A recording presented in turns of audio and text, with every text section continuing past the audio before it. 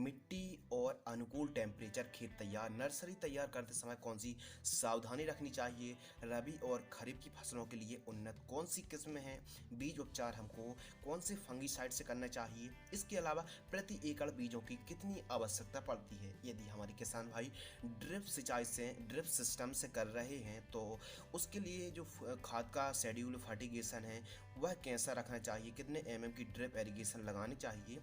इसके अलावा जो प्याज का प्लांट्स होता है उसको ट्रांसफ़र करते समय नर्सरी से क्या सावधानी रखनी चाहिए, और पानी की रिक्वायरमेंट यानी पानी की कितनी आवश्यकता पड़ती है, पौधे से पौधे की दूरी, और प्रारंभिक अवस्था में जब ग्रोथ ना हो तब हमको क्या करना चाहिए। ऑनियन प्लांट ड्रिंचिंग, देखिए प्लांट ड्रिंचिंग तो ज़रूर नहीं होता है ऑनियंस पर, यदि आप ड्रिप पर कर रहे हैं तो आप ड्रिंचिंग भी कर सकती हैं, और तो उसकी भी जानकारी इसी वीडियो पर आपको मिलने वाली है। इसके अलावा सबसे इम्पोर्टेंट आवश्यक महत्वपूर्ण खाद का सीरीज शेड्यूल बताने वाले हैं, और प्याज की फसल में लगने वाले फंगस और जो समस्या आती है फंगस की उसका समाधान, उपाय और निवारण। इसके अलावा जो प्याज की फसल में लगने वाले सभी प्रकार के कीट स्टेप बाय स्टेप बात बताएंगे आपको कि प्याज की फसल में कितने प्रकार के कीट लगते हैं, उनकी उस समस्या का समाधान कंट्रोल करने के लिए ऑर्गेनिक और रासायनिक दोनों तरीके बताने वाले हैं। इसके अलावा बात करेंगे ग्रोथ, बढ़वार, उपज के लिए महत्वपूर्ण आवश्यक अनिवार्य टॉनिक, और कंद का आकार बढ़ाने के लिए प्लांट ग्रोथ रेगुलेटर का हमको कब और कौन से प्लांट ग्रोथ रेगुलेटर का छिड़काव करना चाहिए। इसके अलावा बात करेंगे कंद की चमक को, शाइनुमा जो चमक होती है स्पेशल, उसको बढ़ाने के लिए हमको कौन सा काम करना चाहिए। इसके अलावा खरपतवार नियंत्रण कंट्रोल करने के लिए दो तरीके बताएंगे, एक रासायनिक, एक ऑर्गेनिक, और एक मजदूरों की सहायता से। इसके अलावा डंपिंग ऑफ सबसे बड़ी समस्या होती है, जैसे हम प्लांटेशन करते हैं नर्सरी पर भी हमको प्लांट सूखने लगते हैं तो उसका उपाय क्या है, और फसलों का पूरा जीवन चक्र यानी प्याज की फसल का पूरा जीवन चक्र क्या है, एक एकड़ पर हमको कितना उत्पादन मिलता है, और फसलों का जो मार्केटिंग है प्याज का उसकी हार्वेस्टिंग, सावधानी, सुरक्षा और देखभाल। सबसे अच्छी बात यह है कि जो हमारे किसान भाई हैं बोल रहे थे कुछ किसान भाई कि आप रासायनिक दवाइयों की बस जानकारी देते हैं, तो इस वीडियो पर आपको मैं बता दूं कि इस वीडियो पर आपको प्याज की उन्नत खेती की A to Z संपूर्ण जानकारी तो मिलेगी, प्लस आपको जो दवाइयों का, खादों का, दवाइयों का, टॉनिक का, फर्टिलाइजर्स का, और जो टॉनिक होती हैं, जो खाद होती हैं लगभग सभी प्रकार की, उनकी ऑर्गेनिक भी मैं आपको तरीका बताऊँगा और रासायनिक तरीका भी बताऊँगा। यानी कहने का मतलब ये सरल शब्दों में कि प्याज की जो खेती की उन्नत जानकारी जो आज आपको मिलने वाली है A to Z भी मिलेगी, और जो दवाएं खाद यूज होती हैं दोनों तरीके से मिलेंगी। यानी आप प्याज की ऑर्गेनिक खेती भी कर सकते हैं और रासायनिक खेती भी कर सकते हैं। तो जाहिर सी बात है किसान भाइयों, वीडियो बहुत ही लंबी होने वाली है, लेकिन इसमें जो नॉलेज है काफ़ी यूजफुल है, काफ़ी आपके लिए नॉलेजेबल है। तो बस इस वीडियो को आप एंड तक जरूर देखें, भले आप इस वीडियो लाइक करें या ना करें, क्योंकि इसमें जो जानकारी है आपके लिए बहुत ही महत्वपूर्ण, बहुत ही आवश्यक जानकारी है। तो चलिए हम अपनी वीडियो को स्टार्ट करते हैं। किसान भाइयों सबसे पहले बात करते हैं खेती कब करें, यानी उन्नत समय। प्याज की खेती आप दो मौसम पर कर सकते हैं, एक तो रबी के मौसम पर और एक खरीफ के मौसम पर। खरीफ की यदि आप उन्नत खेती का उन्नत समय है, नर्सरी आप 15 जून से लेकर 15 जुलाई के बीच आप नर्सरी तैयार कर लीजिए। खेत में रोपाई की बात है तो 40 से 45 दिन पर ही आपकी नर्सरी तैयार हो जाती है, यानी आप अगस्त, सितंबर और अक्टूबर के प्रारंभिक सप्ताह पर आप रोपाई कर सकते हैं। खरीफ की फसल के उन्नत टाइम यह बहुत ही बढ़िया है।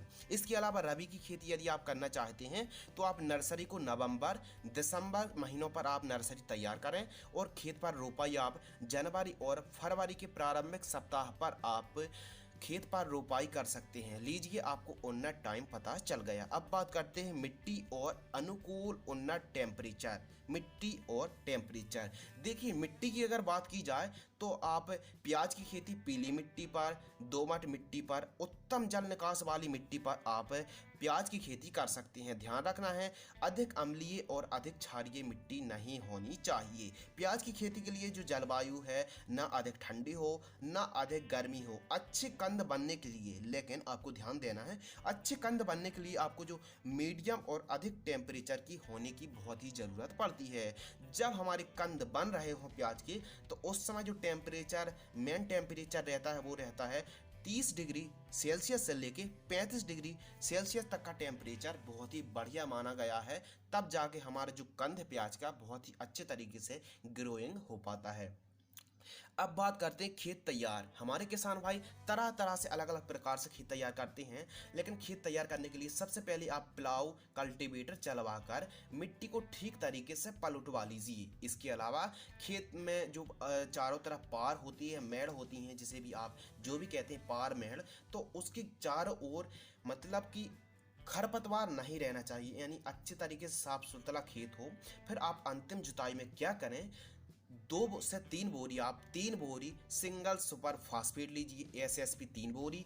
इसके अलावा आप 1 बोरी DAP और 30 किलोग्राम आपको यूरिया लेना है, और 1 से 2 ट्राली गोबर की पकी हुई खाद को खेत में अच्छे तरीके से बिखेर दीजिए, और रोटोवेटर की सहायता से आप मिट्टी को भुरभुरी करा लीजिए, खेत को समतल करा लीजिए। इसके अलावा आप नाली पार या मेड़ बनवा लीजिए जहाँ पर आपको प्लांटेशन करना है।